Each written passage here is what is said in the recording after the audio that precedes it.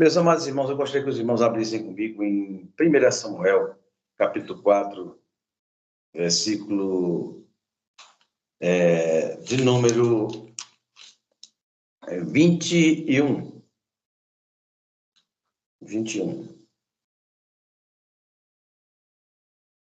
Que diz o seguinte: E chamou o menino Icabode, dizendo: De Israel se foi a glória, porque a arca de Deus foi tomada, e por causa do seu sogro e de seu marido. E disse, de Israel, versículo 22, de Israel a glória foi levada, presa, pois é tomada a arca de Deus. Que Deus nos ajude, que o Espírito Santo ilumine, que ele nos guie em toda a verdade, como disse o próprio Jesus, que ele disse que o Espírito Santo nos guiaria em toda a verdade, nos faria lembrar de tudo que ele nos tinha dito. E, meus amados irmãos, estamos diante de um texto, um desfecho, uma tragédia anunciada, né? Nós vemos aqui os filhos de Eli eram homens que estavam a serviço do Senhor, mas eram homens iníquos, eram filhos classificados por a Bíblia de filhos de Belial, homens que estavam ao serviço do Senhor, mas estavam, se servindo das coisas do Senhor. Meus amados irmãos, o desfecho dessa notícia, nós vimos claramente que Ana vem pedir um filho ao Senhor, começa assim Samuel narrando a narrativa do livro de Samuel, que Ana vivia pedindo um filho, não para dar resposta a Penina, nada disso, mas a necessidade. Jesus diz que mais buscar em primeiro o reino de Deus e a sua justiça e as demais coisas vos serão acrescentadas. Ana, naturalmente, por ser uma mulher espiritual, ela busca primeiro fazer a vontade de Deus e se preocupar com as coisas de Deus. Creio que ela via tudo o que estava ali acontecendo, tanto é que ela pede um filho para dar ao Senhor. Esse filho é tudo aquilo que ela tem expectativa, Deus responde, Deus recompensa a Ana. Esse menino é entregue ao sacerdote Eli para terminar a criação, para estar na casa do Senhor, para ser criado, para ser profeta, como ela pediu, o Senhor deu. Antes, o sacerdote Eli tinha visto Ana no momento de oração e confundiu ela como ela estivesse embriagada, e ela vai dizer a ele que não é embriaguez, mas pelo contrário, é aflição do espírito, está orando, e ele diz que o Senhor te abençoe e conceda a tua petição. Deus concedeu, nasceu Samuel, cheio do Espírito Santo, um homem que serviu ao Senhor com integridade e intensidade todos os dias da sua vida. E certa feita o Senhor fala a ele e diz, fala, Senhor, nós sabemos muito bem o texto, que o teu ser, quando ele vai pensando que é o profeta Eli que tinha falado com ele, disse, não, quando você ouvir, e ele não te chamei, mas ele percebe que Deus tinha falado com ele. E Deus disse que o que aconteceria, que os filhos de Eli eram maus, Deus diz a ele o que ia acontecer, e ele interroga aquele jovem chamado Samuel, que era muito jovem ainda, mas ele diz tudo aquilo, e realmente, tempos depois, isso acontece. E os filhos de Eli vão para a batalha, os israelitas vão para a batalha, perdem a primeira vez, e ali, o problema é que a presença de Deus não estava conosco, que era a arca da aliança. E ali eles levaram a arca, diz que Ofni e Finéias foram, e ao chegarem lá, são mortos, e a matança foi muito maior do que a primeira batalha. E o seu pai estava já idoso, 98 anos de idade, já idoso, quase cego, mas pergunta o que está acontecendo naquele alvoroço todo, ele diz o que acontece. O que aconteceu, os homens, a mortandade foi muito grande, a baixa muito grande, e a arca do Senhor foi levada. E aos ouvidos da mulher de Finéias é dado esta notícia. E os irmãos já ouviram muito disso, que muitas mulheres, por um susto que tem, perdem o bebê. E tem que ter muito cuidado com vocês, mulheres, para que não haja nenhum medo, nem intercorrência, porque a mulher fica muito suscetível, sensível. E ali aconteceu, a mulher estava também perto de ter o neném, e teve complicações de parto, veio depois a falecer, mas antes de falecer, ainda tem a capacidade de dizer que chame o menino Icabode, porque a glória de Deus foi tomada. E ela fala, inspirada em um drama pessoal, né? Uma tragédia, algo que era, já tinha sido anunciado, já havia a expectativa disso acontecer. E o seu desfecho foi terrível, né? A mulher perde no mesmo dia o sogro que cai, e ele morre porque de idade, não sobrevive à guerra, e o esposo que também é morto em batalha, no meio da batalha, e a arca do Senhor foi levada. Eu fui levada, meu sogro e meu esposo morreram. E ela chegou à conclusão: foi a glória de Israel. Irmãos, esse texto ele é importante, porque isso trazendo para os nossos dias, em meio a tragédias pessoais, embates pessoais, nós trazemos isso para nós, como se tudo tivesse acabado, como talvez seja isso que algo parecido aconteça comigo ou com você, ou esteja acontecendo com alguém que está conosco, ou alguém que irá ouvir esta palavra, algo parecido, alguma tragédia, algo que se vê, algo que traz transtorno, traz muita dor, e é assim as tragédias, elas levam a gente para o poço, e a gente se acha sem saída, sem perspectiva nenhuma, e o jeito dela ver é porque a expressão arca do Senhor, ela simbolizava a presença de Deus. E Icabode diz que é falta da presença. A presença do Senhor foi tirada e vai para o meio dos filisteus. Foi roubada a presença de Deus no meio de Israel. Então, para ela, a tragédia era tripla. Depois vem também ela, faz parte completa da tragédia, ela também morre, mas ela deixa essa coisa. Que tragédia, né? Perdeu o sogro, perdeu o marido e também a arca do Senhor, a presença do Senhor. O texto diz que quando a arca do Senhor chegou no meio do arraial, no meio da batalha, o povo de Israel, os homens que ali estavam, se encheram de alegria, se encheram de vigor e aquela coisa, e se animaram, mas os filisteus se animaram mais ainda, e disseram assim, depois você pode olhar o texto, eles vão dizer o seguinte: olha, Deus já está, muito bem, mas vamos o seguinte, nós enchemos de alegria e vamos vencer essa guerra, mais ou menos isso aí, não vamos fazer como que aconteceu com os egípcios, e assim nós possamos triunfar. E aconteceu. E o fato é o seguinte, que a presença, a arca de Deus estava na guerra, mas os homens não estavam na presença de Deus. Os homens não estavam em obediência a Deus. Então, mais vale obedecer do que se sacrificar. Estavam ali, e muitas vezes nós pensamos como aquela mulher, por conta de tragédia, por conta de alguma dificuldade que viemos enfrentarmos, achamos que a glória de Deus, a presença de Deus se foi. Principalmente quando passamos por algum problema, ou mesmo quando alguém cai em pecado, né? Nós temos que crer no Deus que restaura. Nós temos que crer no Deus que é misericordioso. Davi, quando pecou contra o Senhor e foi pedido a ele que ele escolhesse o seu castigo, ele disse que eu caia nas mãos de Deus, que as suas misericórdias são infinitas. E sabe o que é tremendo, irmãos? Os planos, o modo de ver daquela mulher estava indicando algo que porque ali fechou-se um círculo, morreu o sogro que esteve 40 anos ali à frente de Israel, quer dizer, algo marcante, 40 anos.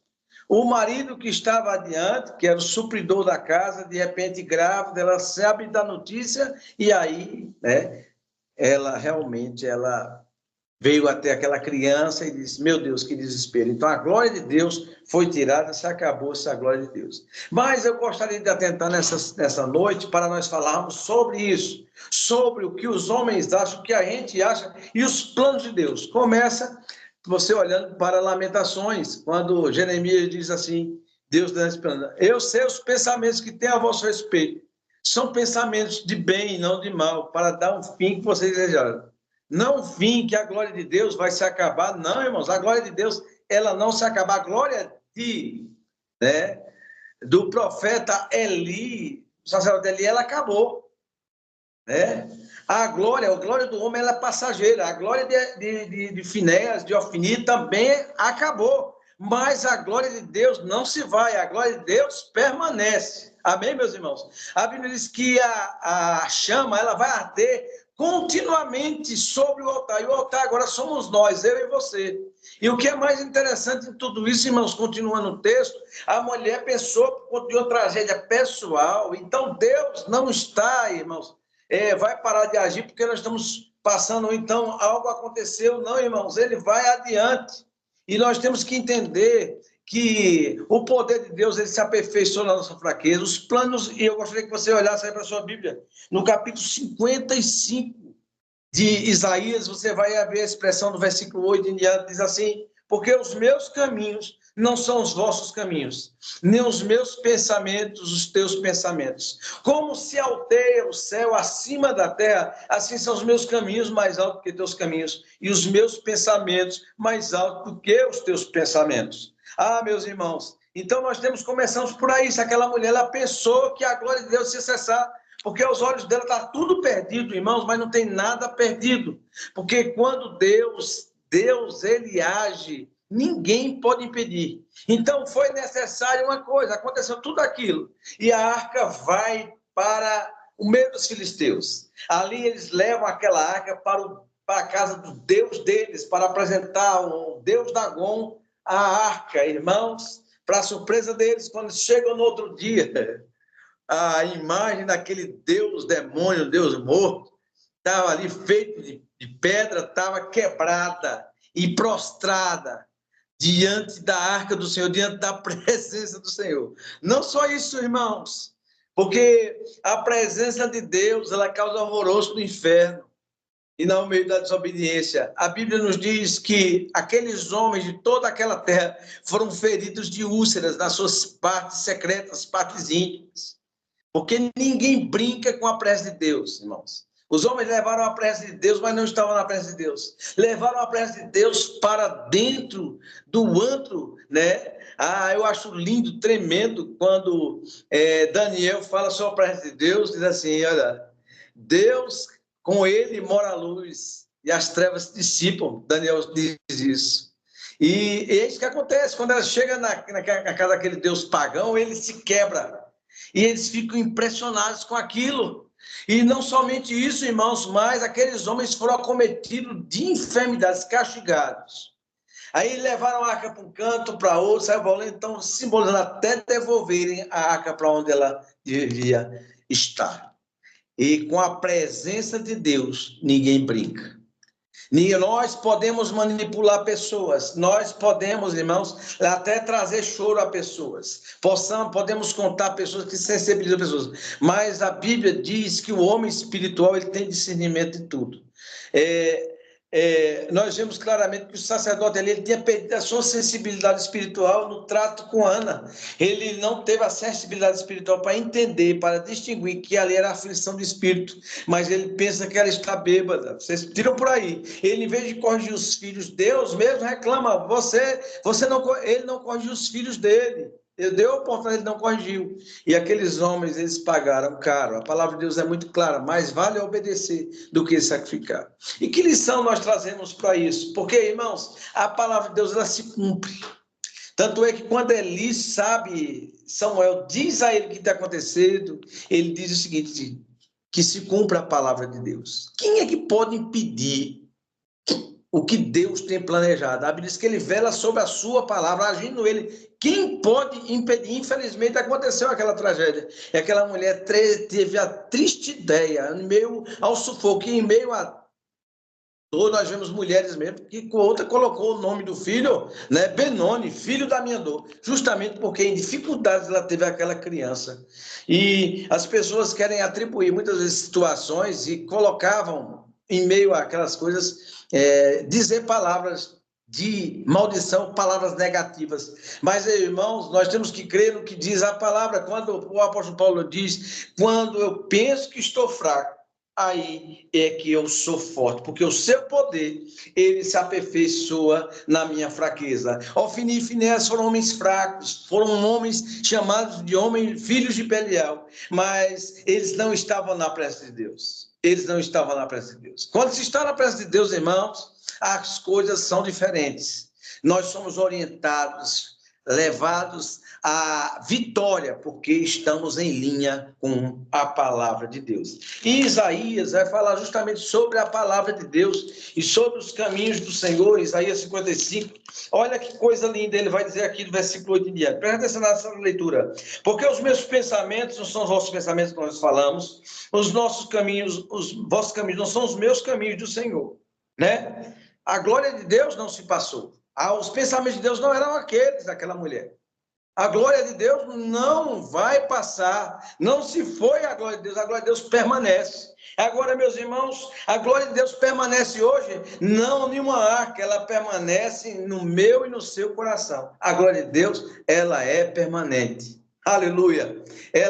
E a presença de Deus, ela é marcante e ela causa transformação. Agora, meus irmãos, vejam só o que é isso. E Isaías vai continuar se aprofundando mais. Versículo 9. Assim como os céus são mais altos do que a terra, assim são os meus caminhos mais altos do que os seus caminhos, e os meus pensamentos mais altos do que os teus pensamentos. No versículo 10, ele vai dizer o que é a palavra de Deus, que os caminhos de Deus, e que ele vai detalhar a ação de Deus em providência, em solução, em escape, em suprimento, em salvação da vida das pessoas. E ele vai refletir sobre a ação natural da natureza, em uma chuva, em meio a nevascas, o que acontece. Ele vai falar o seguinte, no versículo 9,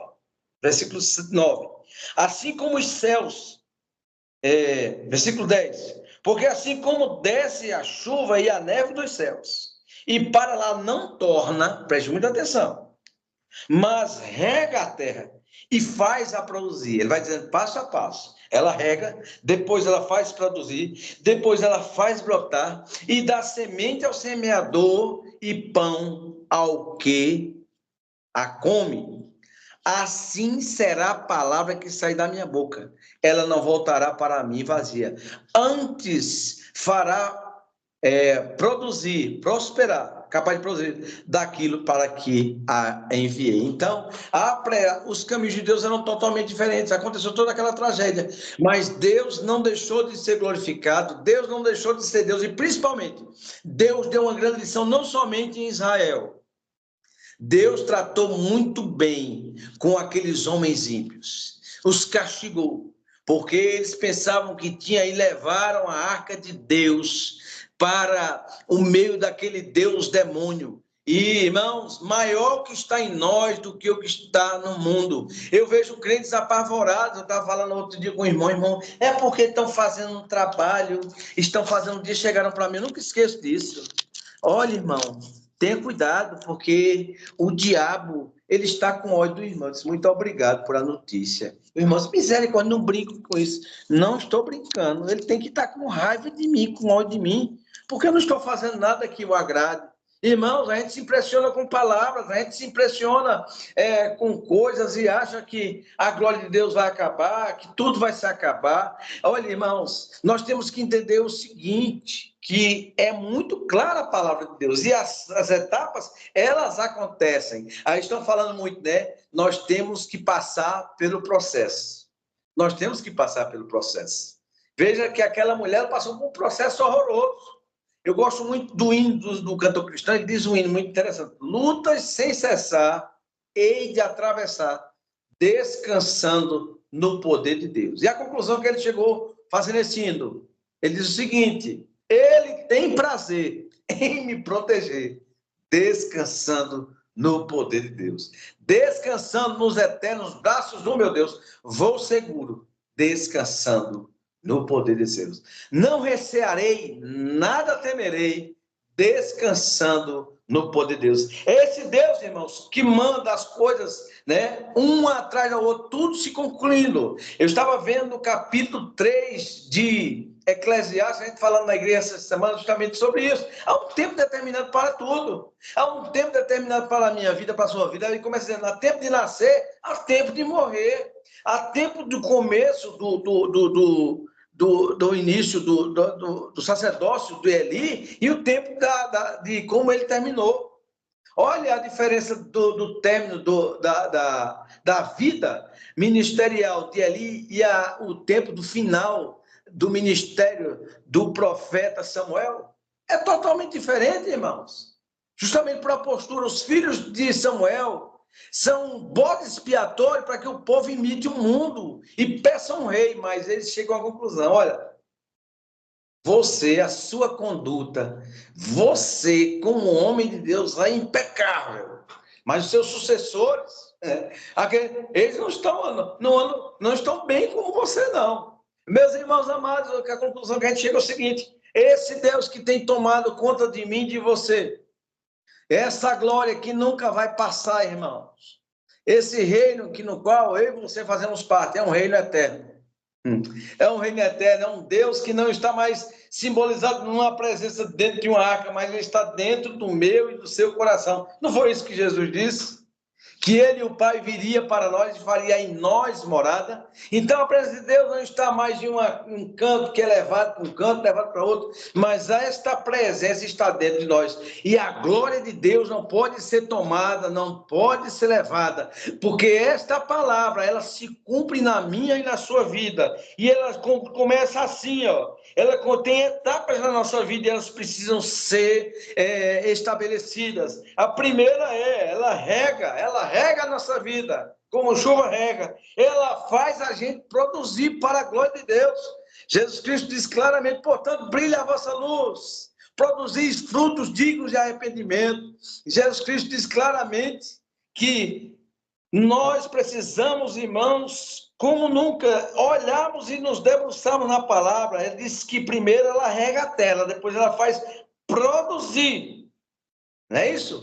Nós vemos a parábola da semente que cai em boa terra. E aí o que ela faz? Ela chega o tempo de morrer, de germinar e produzir bons frutos. Aleluia! E o que é maravilhoso nessa produção espiritual é que o meu fruto, Deus diz que o vosso fruto, ele permaneça. Ele continua dizendo, brotar e dar semente ao semeador e pão que come. Assim, esta palavra, a palavra que sai da boca de Deus, ela não volta para ele vazia. Preste atenção aqui, irmãos, porque às vezes... Quem aí já recebeu a palavra de Deus? Oh, Deus vai fazer assim, assim, assim. Quem não recebeu? E às vezes a gente fica, porque eu fico, irmãos. A gente tem um problema muito sério. A gente quer que Deus faça as coisas no nosso tempo, e não é no nosso tempo, é no tempo de Deus. Tanto é que ele vai dizer, há um tempo, tem que ser regado, tem que brotar, depois se brotar, ela tem que gerar e dar também mais da semente. E na semente ela vai suprir a necessidade de alimentar. Assim é a palavra que sai, ela vai ter etapas, mas o importante, ela não volta para Deus vazia, ela se cumpre. Você tem que entender isso, não no seu tempo, mas vai se cumprir. Vai se cumprir na minha e na sua vida, irmãos. Então a glória de Deus, a maior notícia é essa, a glória de Deus, ela não vai, ninguém toma a glória de Deus. A palavra diz, aquele que eu pego com a minha mão, ninguém toma de mim. Amém, irmãos? Aquele que vem a mim, de modo algum é lançado fora. Creia nisso. Creia nisso. Eu não sei o obstáculo que você está enfrentando, a luta que você tem aí na sua frente. Eu não sei qual é o que você tem passado. Eu gostaria de dizer o seguinte, a glória de Deus está dentro de você. Ele quer que você o busque, ele quer que você se quebrante mais, quer que, principalmente, que você entenda as etapas. Deus não deixou de agir, Deus não deixou de fazer, e principalmente, Deus não esqueceu de você nem de mim.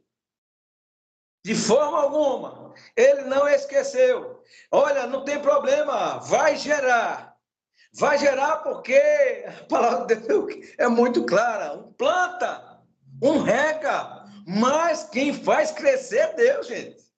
Quem faz crescer é Deus. A sua obrigação, a minha obrigação é plantarmos, é fazermos a nossa parte. Agora, quem faz multiplicar, crescer, avançar é Deus. Eu tenho percebido isso na minha vida, irmãos. Nós, como igreja, nós alcançamos, irmãos, aos olhos humanos, nós estamos numa... O pessoal está falando muito em vibe, né? Nós estamos numa direção diferente.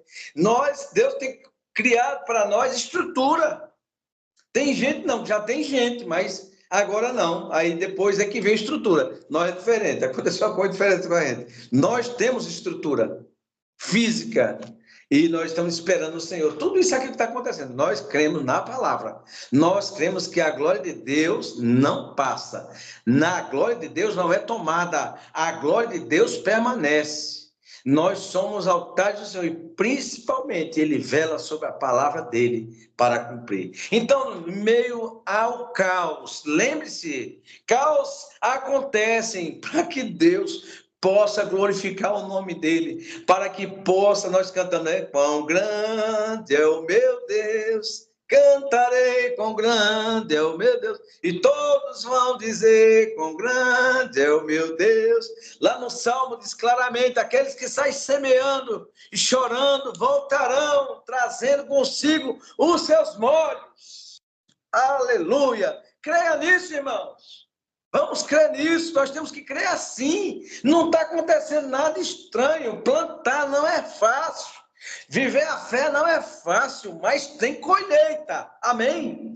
Tem colheita. Parece que não está dando nada certo, não vai acontecer, mas olha, ele faz germinar.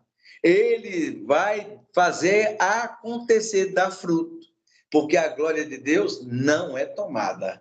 O inimigo, justamente por conta de lutas, a gente só olhar para H sai ali e acabou a água, ela fica desesperada e ela botou o menino num canto para a pessoa que eu morri. Eu disse, minha filha, não se aflige, eu tenho planos a respeito desse menino, ele vai ser pai de nações e principalmente, olha, ei, não se apavore, tem um poço bem pertinho de você.